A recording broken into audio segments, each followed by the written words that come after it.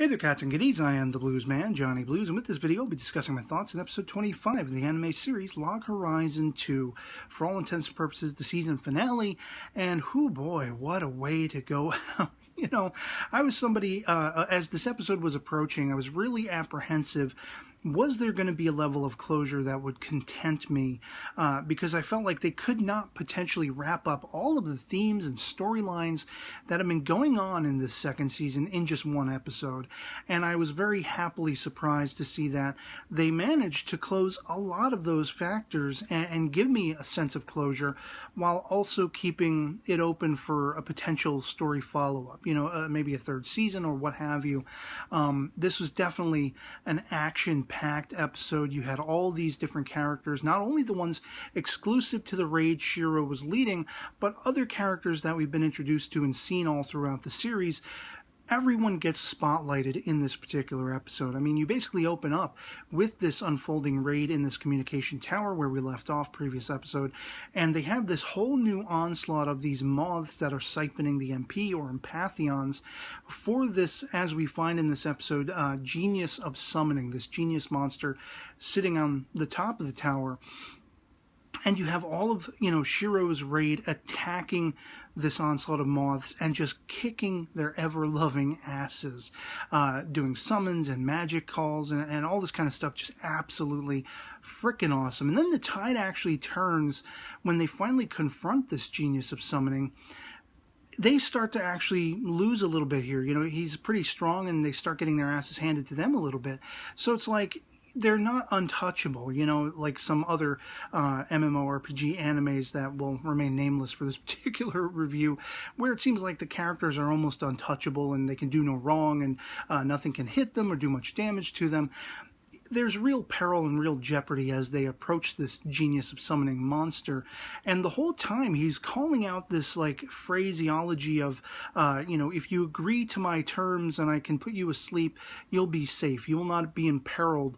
And I thought this was maybe indicative of like an Apocalypse Part 2 that was meant to come, where if you're not unconscious, maybe you frag out or something happens to you, and maybe he was a benefactor for good in actuality. But of course, you then see he's sort of smirking all evilly, talking about the Empathions. Ooh, the Empathions. So you see what the real call for that particular monster was. He was just trying to siphon all the energy out of people. And I love that the whole boss fight with this particular genius monster was very much like a RPG final boss fight. You have him actually evolve 2 or 3 times, much like if you face off with a final boss in an RPG game. They will always evolve. You'll first attack them with their sort of first version, and then they'll evolve into a second, sometimes a third or a fourth, in some cases, extreme cases, 5th and 6th forms. And you had very much the same thing going on in this episode. The most awesome aspect was Shiro himself being, basically living up to the herald of old that goes all the way back to the debauchery tea party and his role in that party.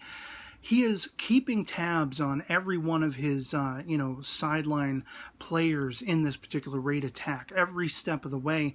And there's this one shot where one of the characters realizes he's been keeping tabs on all of them to see what attacks are taking effect on this boss, what the boss's attacks, the effects they're having on his fellow players. And he's seeing what works and calculating in real time as this battle's unfolding. Just absolutely a masterwork for Shiro the Villain in Glasses, living up to that name and what people know him for and all that kind of stuff.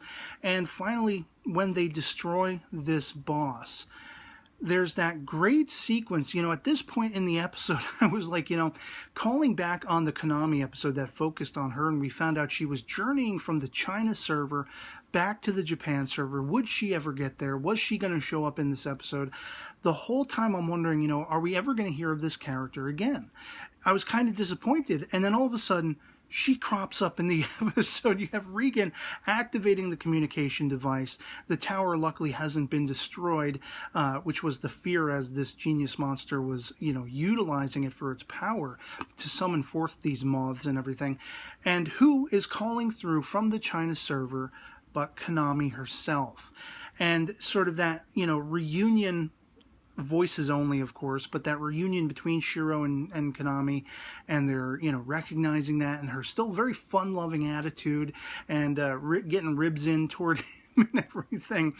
And I love the resolution when he hears how expressive and joyful Konami is about the idea of bringing her daughter, who she hasn't seen since being trapped in this Elder Tale realm, granted on another server, but that begs the question, as I mentioned in her episode where she first debuted in the series, how many other servers the world over could there be people trapped and such like that? The Leonardo character who travels with her was, I think, from the American server. And it just is a captivating idea because suddenly Shiro realizes, I kind of had this wrong yet again, It shouldn't necessarily be about saving the world or going home, or saving the world and going home. Why can't we bridge those two things? Why can't we, preserve this world and make a sort of bridge between the real world and this world? Be able to travel back and forth across, not one or the other. And that's a wholly captivating idea. And what I love is, for all intents and purposes, they did manage to save the Elder Tale realm from the threat that was currently posed. There is talk from various factors, characters and such in this environment, both good and bad, about potentially unifying, for a time at least, with the Round Table and Shiro's efforts and all that kind of stuff. And Shiro will probably come calling on them because effectively they were under the threat of this particular genius monster as well. If it weren't for Shiro's actions, they would be succumbing to that. And he basically saved everyone, both people of the land and adventurers alike, even those factions within those two particular, segments who have had their differences. So once again, we see Shiro balancing, hopefully, that level of peace, that playing field between the two different factions and the sub-factions within that. And then lest I forget, Krusty. We finally have Krusty cropping up in this episode. What the hell ever happened to him? He was somehow shipped over to the China server, apparently. He's traveling around with the arm of his right-hand woman who got caught in that blast that I guess transported him episodes and episodes back now. And it was just really awesome. And calling back on that idea that this episode really touchstoned every aspect of this past season. And I love that. I mean, basically everybody is celebrating. They've returned back to Akihabara and they're having their big feast of celebration. And it's all said and done. We have this great level of closure. I mean, even Ro 2 was involved in this battle, even though we didn't see her till the very end. She had done some things, some casting to help positively affect the outcome. And I just love that. I love that all these different characters, Sujiro, Akatsuki, Naosugu, Nianta, all of these characters, Tetra even, who was a newer addition in this season, all had their time to shine. We're all given the spotlight from moment to moment. And Shiro came out the winner of all because it's through his organizing these characters and keeping tabs on these characters and finally, bringing them under his wing, so to speak, and communicating with them rather than being the loner he always was, that this world has been preserved, it's been saved, and now there is this promise of a hopeful future where perhaps this new quest handed down by Konami could be, can we find a bridge that leads us back to the world we left behind, but also is, something we can travel back into this world anytime we want and so desire. And it all stemmed from Konami's wish that her little 3-year-old daughter, who she hasn't seen, when she can see her again, she'd like to bring her to this world and show her the beauty and the magnificence of it.